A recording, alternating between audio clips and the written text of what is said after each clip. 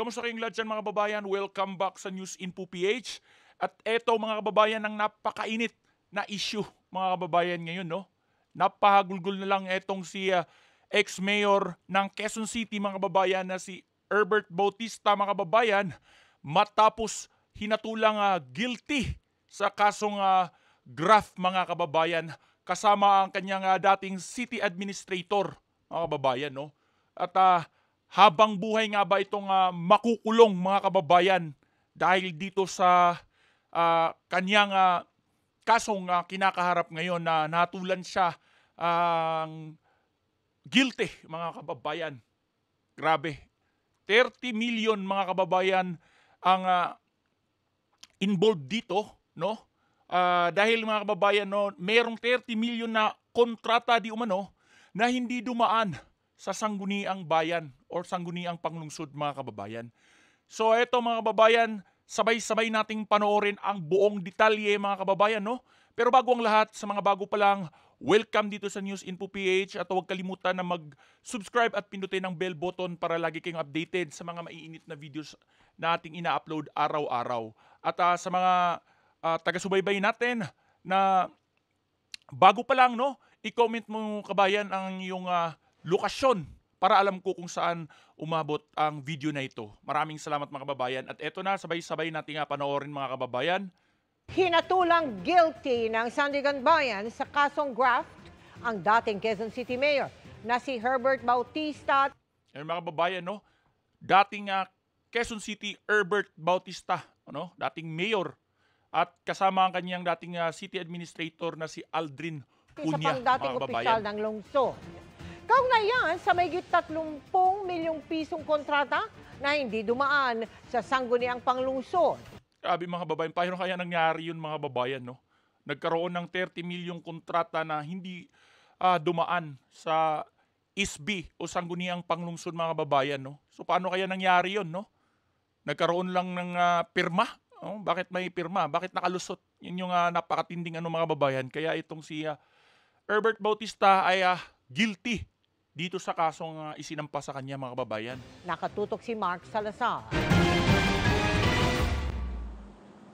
Emosyonal si dating Quezon City Mayor Herbert.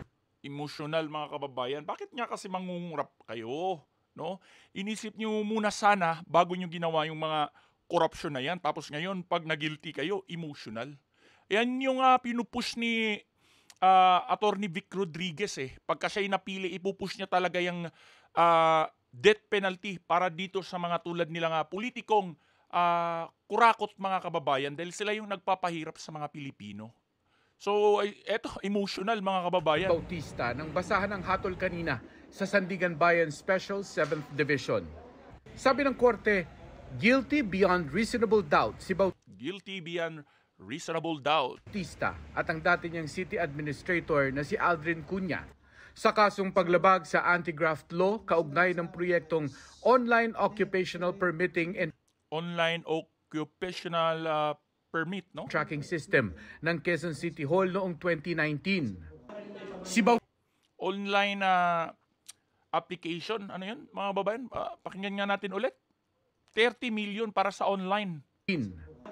Si Bautista 29 system ng Quezon City proyektong online sa kasong paglabag sa anti-graft law kaugnay ng proyektong online occupational permitting online occupational permit, no? and tracking system Tracking ng system sa halagang 30 million. Quezon City Hall noong 2019. Si Bautista ang dating artista na naging mayor ng Quezon. Dating artista, no? Nag-artista na lang sana to siya.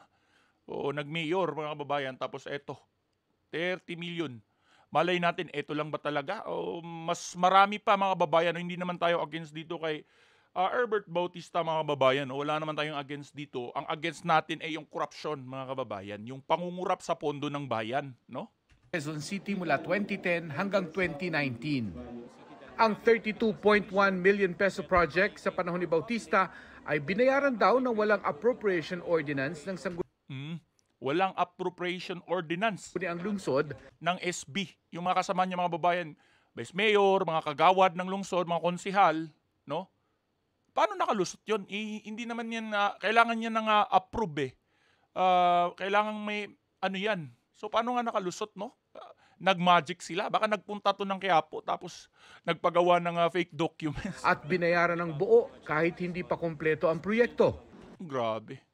Binayaran ng buo kahit hindi pa kumpleto ang proyekto. Bilang parusa, ipinag-utos ng Sandigan Bayan na makulong sina Bautista at Cunha. Yun. Guilty, mga kababayan, no? Etong si Herbert Bautista at ang kanyang dating city administrator. Nang hindi bababa sa 6 na taon at 1 buwan at hindi sosobra sa 10 taon. Nako, ang baba lang pala mga kababayan ng parusa nila, no? 6 hanggang 10 taon lang. So, kaya pala dapat manalo itong si Attorney Vic Rodriguez mga kababayan dahil ito yung pinupush niya mga kababayan. Ito yung una talaga niyang mission at plataforma pagka siya pinili ng taong bayan at mabigyan ng pagkakataon, no? Unang-una ay magiging papangungunahan niya yung oposisyon ng Marcos administration, no? Tapos mga babayan, ibabalik niya yung death penalty dito sa mga tulad ng ganito. So isipin niyo mga babayan, ilang bilyon yung kinurap nila tapos yung hatol makukulong lang ng 6 hanggang 10 taon. Napakababa lang yun mga kababayan. Dapat pagka mga politikong buhaya, mga politikong kurap, ay death penalty agad pagka natulan ng ganito. Pinatawan din sila ng perpetual disqualification para magsilbi o manungkulan sa gobyerno. Perpetual disqualification. Ayos yan mga kababayan. No? Hindi na sila pwedeng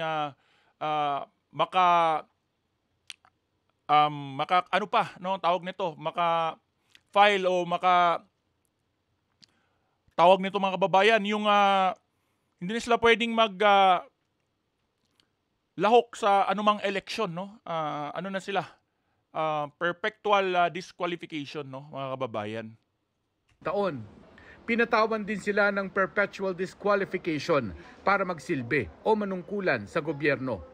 Sinubukan ng GMA Integrated habang buhay mga kababayan, dapat ganyan, no? Perpetual disqualification tapos habang buhay na pagkakakulong or death penalty, ganun dapat para madala na yung mga madala na yung mga kurap sa gobyerno. So mga babayan, yung utang kasi natin kung hindi kinukurap yan ng mga politiko taon-taon, ay matagal nang tapos yung utang na yan mga kababayan. Magkano lang ba yung utang natin? Sabihin na natin ilang trilyon yan. Pero ilang bilyon ba ang kita ng ating bansa taon-taon? Matagal lang tapos yan kung hindi lang kurakot etong mga nanunungkulan. News na kunan si Bautista at si Cunha ng kanilang pahayag habang palabas ng Sandigan Bayan pero tumanggi na sila. Sa isang pahayag, iginiit naman ng mga abogado ni Bautista na ikinalulungkot nila ang desisyon ng Sandigan Bayan. Ayon sa abogado ni Herbert Bautista mga babayan, no, we strongly believe that our client is innocent. So, pinaglalaban ng abogado ni Bautista mga babayan na inosente daw itong si dating Mayor Herbert Bautista at malicious charge against him. So inosente daw siya sa malisyosong kaso na isinampa laban sa kanya mga kababayan. So eto, he did not commit any act which constitutes the offense charge. So wala daw siyang ginawang kasalanan mga kababayan. Inosente etong si Mayor Herbert Bautista. Yan ang payag ng abogado ng dating mayor at dating aktor mga kababayan. So nagbigay na ng hatol ang korte mga kababayan. At yun nga, makukulong ng 6 hanggang 10 taon lang mga kababayan. Inosente raw ang kanilang kliyente at wala raw ginawang paglabag. Wala raw ni isang sentimong napunta kay Bautista galing sa proyekto. Wala daw ni sintimo na napunta kay Bautista mga babayan. Naniniwala ba kayo dun mga kababayan? No? Ikaw na nakapanood ng video na ito, agree ka ba na inosente itong si Mayor Herbert Bautista at wala ni umanong sintimo na tinanggap itong si Mayor, yung dating Mayor, no?